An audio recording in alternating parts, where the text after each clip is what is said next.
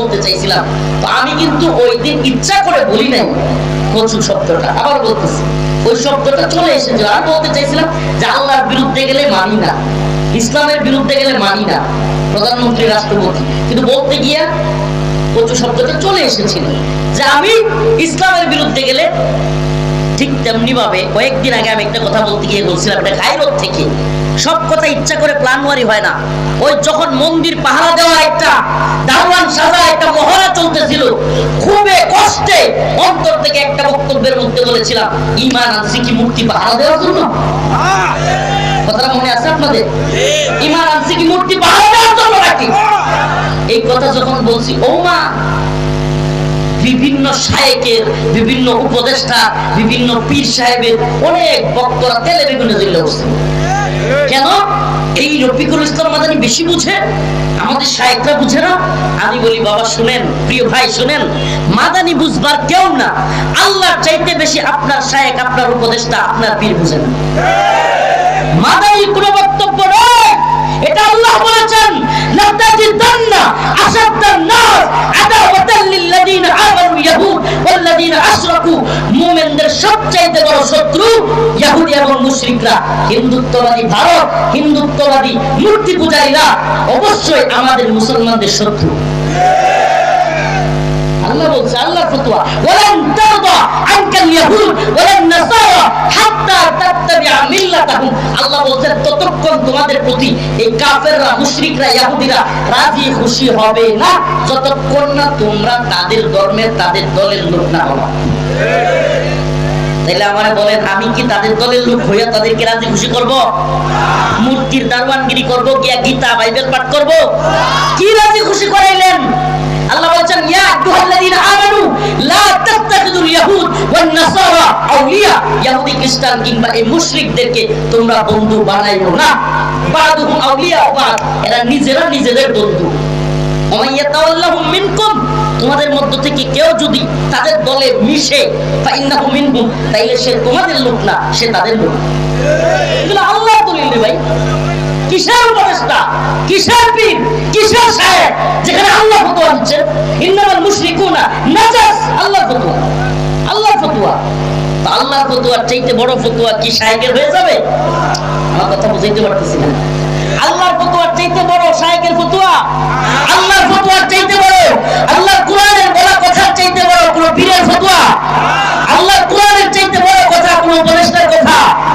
এই উপদেষ্টা 4 দিন পরে কপালে মাথা ছাপড়াবে, কিন্তু আমার আল্লাহর কথা 1400 বছর, 1500 বছর না, কোটি কোটি বছর পরে সঠিকই থাকবে। এদের বুঝার সীমাবদ্ধতা থাকতে পারে, শায়েকের বুঝার কমতি থাকতে পারে। মুরিদ মনে করে শায়েক সব বুঝে, কিন্তু শায়েকের বুঝার কমতি থাকতে পারে, আল্লাহর বুঝের মধ্যে কোনো কমতি নেই। ভালোভাবে বোঝার চেষ্টা করেন।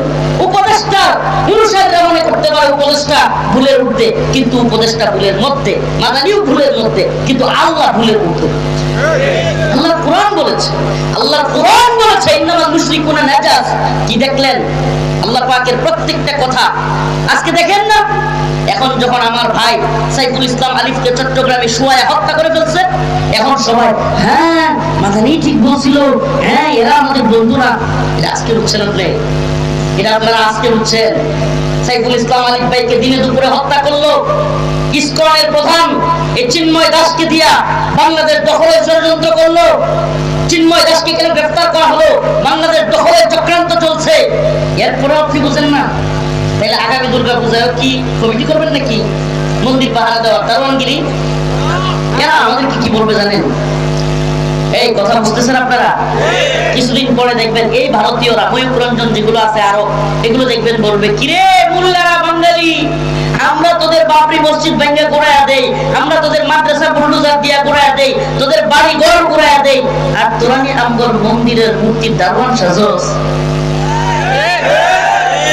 বলবে এই কথা, এই কথা বলবে আমাদেরকে এরা মন্দিরের মূর্তির দারওয়ান। আমাকে বলেন প্রিয় হাজিরিন, এটা শিরকের মাসআলা, ঈমান চলে যাওয়ার মাসআলা। এখানে কোনো পীরের কথাই আমার শায়েখ অমুক শায়েখ তমুক সাহেব না, আমার সামনে এগুলো নাম বলে লাভ হবে না। আমি যেমনি ভাবে পক্ষে থাকি, আল্লাহি কসম আল্লাহ, দ্বীনের প্রশ্নে কোন ব্যক্তি কোন শায়েখের কথার সাথে আমার দ্বিমত করতে ন্যূনতম সময় লাগে না। কারণ আমি কোন পীরের, কোন শায়েখের, অমুকের তমুকের বিরাট ফ্যান ফলোয়ার, বিরাট সাপোর্টার, আমার কি হবে, এই হবে সেই হবে। আর আমি হাসিনা ক্ষমতায় থাকতে তারাই তোরাই কেয়ার করি নাই, কারণ অন্যরা তো আল্লাহ মাফ করবে। আমাদের কথা একবারে সুস্পষ্ট, দ্বীনি মাসআলায় ব্যক্তির সাথে আপোষ করার কোনো সুযোগ নেই। দ্বীনের কনসেপ্টে, দ্বীনি মাসআলায়, ঈমানের মাসআলায় চুপ থাকার কোনো সুযোগ নেই। এর ব্যক্তির উজর, ব্যক্তির পছন্দ এগুলো কোনো ফ্যাক্ট না, এগুলো ফ্যাক্ট হইতেও পারে না।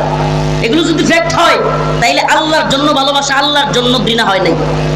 ঈমানের একটা মৌলিক আকীদা, আল ওয়ালা ওয়াল বারা, আল্লাহর জন্য মুহাব্বত, আল্লাহর জন্য ঘৃণা। মুহাব্বত কার জন্য? কথা বলেন না, মুহাব্বত কার জন্য? আল্লাহর জন্য। আর কত সহ্য করতে হবে,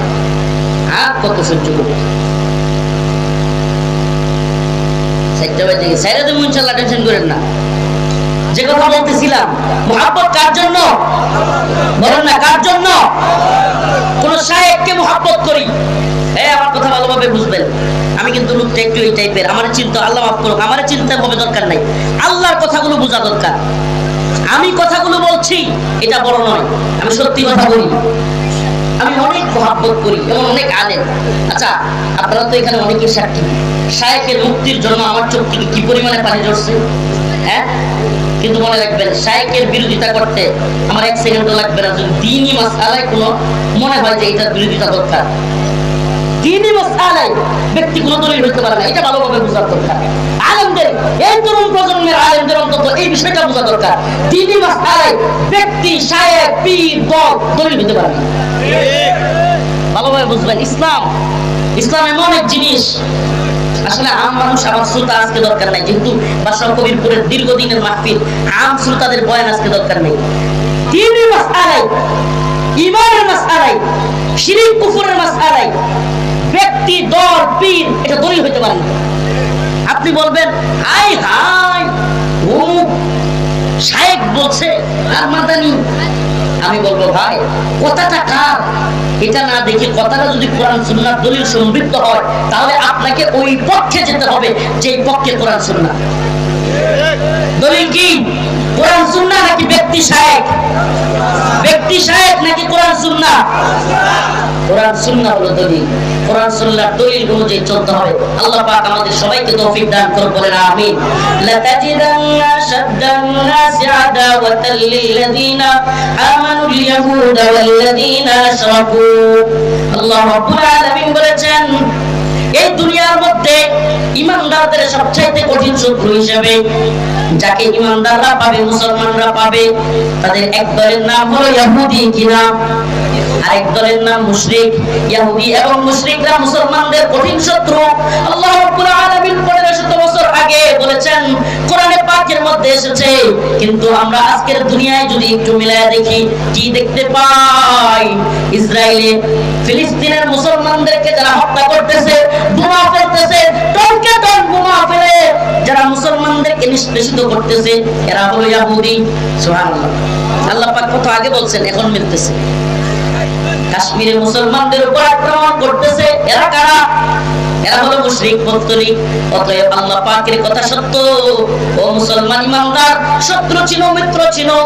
আল্লাহ পাক যাকে শত্রু বলেছেন মুমিনদের, তারা অবশ্যই শত্রু। আল্লাহ যাদেরকে মিত্র বলেছেন, তারা অবশ্যই মিত্র।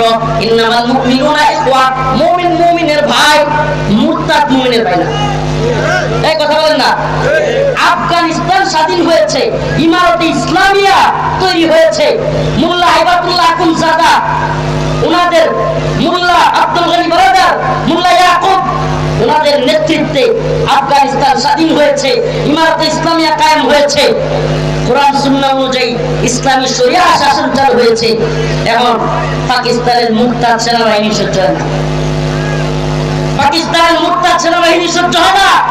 আফগানের মুসলমানদের উপর আমেরিকার মদত মদদে, আমেরিকার টাকায় এই মুরতাদ শাহবাজ শরীফের সেনাবাহিনী আমেরিকার মদদে, আমেরিকার অর্থায়নে আফগানিস্তানে বোম্বিং করে। আমরা বলতে চাই তালেবান পাল্টা জবাব খুব সুন্দর দিয়েছে, 19টা সেনাবাহিনীর মুরতাদকে জাহান্নামে পাঠিয়েছে। ভালোভাবে বুঝতে হবে, মুসলিম রাষ্ট্রের সেনাবাহিনী হইলে সব মুসলমান না, যেগুলো ইসলামের বিরুদ্ধে অবস্থান নেবে সেগুলো মুরতাদ। ইবনে তাইমিয়া রাহিমাহুল্লাহর ফতোয়া, যদি মাথায় কোরআন নিয়েও মুসলিম বাহিনীর বিরুদ্ধে কেউ যুদ্ধ করতে আসে, মাথায় কোরআন নিয়ে আসলেও সে মুরতাদ। ইবনে তাইমিয়া রাহিমাহুল্লাহর ফতোয়া। অতএব এই মুরতাদ বাহিনীকে পরাজিত না করতে পারলে গাজওয়াতুল হিন্দে মুসলিমরা বিজয়ী হবে না। এটা মাথায় ঢুকান। মুসলিম উম্মার মধ্যে মুজাহিদ তরুণ যুবকেরা যারা বিশ্ব আন্তর্জাতিক চিন্তা করেন, এদেরকে নিয়ে আজকের আলোচনা। কেউ উঠে গেল এটা নিয়ে আমার কথা নয়। আন্তর্জাতিক চিন্তা যারা আছে, মুসলিমদের নিয়ে চিন্তা করেন, সচেতন যুবক, তাদেরকে বলি, আফগানিস্তানের বিজয়ের পর পাকিস্তানের কোন অংশ ভারতের সাথে লাগা, এই অংশ বিজয়ী হওয়ার আগ পর্যন্ত খোরাসানের বিজয়ী বাহিনী ছাড়া হিন্দুস্তানের বিজয় আসবে না। এটা ভূখণ্ডের হিসাব মিলায় দেখেন, আসবে না বিজয়। বিজয়ের জন্য পাকিস্তানের কিছু অংশ বিজয় দরকার। আলহামদুলিল্লাহ বিজয়ের দ্বার প্রান্তে, আলহামদুলিল্লাহ।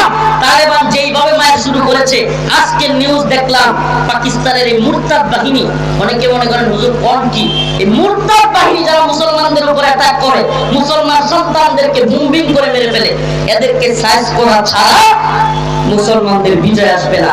তারপরে সেই ঐতিহাসিক আল্লাহ রাসূলের ঘোষণা, ইসাবাতান মিন উম্মতি আখরাজাহুম আল্লাহু মিনান নার, ইসাবাতুন তাগজুল হিন্দা ওয়া ইসাবাতু মা ঈসা ইবনে মারইয়াম। আল্লাহ রাসূল বলেছেন আমার উম্মতের দুইটা দল শেষ জামানার যুদ্ধে শরীক হবে। একটা হলো ইসাবাতুন তাগজুল হিন্দা, গাজওয়াতুল হিন্দের মুজাহিদ। আল্লাহ রাসূল বলেছেন হিন্দুস্তানের যুদ্ধে শরীক হওয়া প্রত্যেকটা মুজাহিদকে আল্লাহ পাক জাহান্নামের আগুন থেকে মুক্তি ঘোষণা দিয়েছেন। আল্লাহ পাক আমাদেরকে হিন্দুস্তানের মুজাহিদ হিসেবে কবুল করে বলেন আমিন। আমি তো মনে করি শুরু হয়ে গেছে, শুরু হয়ে গেছে। আরবি হরফ কয়টা? 29টা। শুরু কোন হরফ দিয়া? আলিফ। চট্টগ্রামে সাইফুল ইসলাম আলিফের শাহাদাতের মাধ্যমে সুবহানাল্লাহ গোটা বাংলাদেশে ভারতের বিরুদ্ধে মুসলিম যুবকেরা ঐক্যবদ্ধ হয়ে গেছে। আলিফ দিয়ে শুরু হয়ে গেছে। আমি মনে করি ইনশাআল্লাহ পিছপা হওয়ার সুযোগ নেই। মুসলমানরা বিজয়ী জাতি, বিজয়ী হবে। একটা দাওয়াত দিয়ে শেষ করছি। আগামী 26 জানুয়ারি, কত? আগামী 26 জানুয়ারি আমার নিজের মাদ্রাসা লেজির কান্দা মার্কাজু শাহাবুদ্দিন আল ইসলামীতে মাহফিল, আপনাদের দাওয়াত রইল। ইনশাআল্লাহ যাবেন। শেখুল হাদিস আল্লামা মামুনুল হক দামাত বারাকাতুহু, হযরত আল্লামা মাওলানা জুনায়েদ আল হাবিব দামাত বারাকাতুহু, মুফতি মনির কাসেমি দামাত বারাকাতুহু, বাইদুল মাদ্রাসার মুহতামিম মুফতি সাখাওয়াত হোসেন রাজি দামাত বারাকাতুহু, আজকের অতিথি হাবিবুল্লাহ আরমানি সহ অনেক মেহমানবৃন্দ উপস্থিত থাকবেন। ইনশাআল্লাহ 26 জানুয়ারি পূর্বতলা লেটির কান্দার প্রোগ্রাম। ইনশাআল্লাহ দিনের বেলা আসরের পরে সন্ধ্যার আগে প্রোগ্রাম শেষ। সকাল 10টা থেকে সবাইকে দাওয়াত দিলাম। আল্লাহ পাক আমাদের সবাইকে শরীক থাকবার তৌফিক দান করুন। আসসালামু আলাইকুম ওয়া রাহমাতুল্লাহি ওয়া বারাকাতুহু।